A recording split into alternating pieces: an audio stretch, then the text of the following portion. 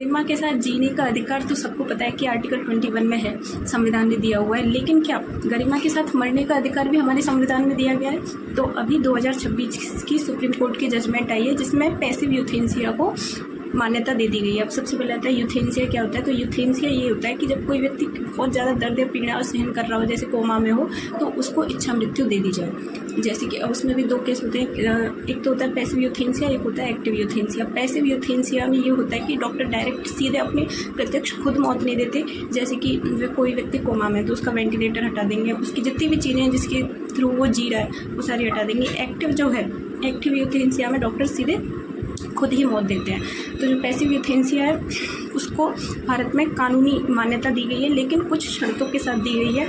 और active euthanasia Bharat में पूर्णतः इलीगल। 2018 में common cause versus union of India के तहत right to die with dignity को आर्टिकल 21 में ऐड कर दिया गया। अर्थात गरिमा के साथ इच्छा मृत्यु और मरने का अधिकार आर्टिकल 21 में ऐड कर दिया गया। उससे पहले क्या था कि पैसिव यूथेनेसिया को 2011 में मान्यता तो थी, लेकिन उस पर लिमिटेशंस थी बहुत सारी। हर चीज़ उसकी एक छोटी से छोटी चीज़ भी कोर्ट के ऑर्डर के द्वारा और उसकी निगरानी में ही होती थी।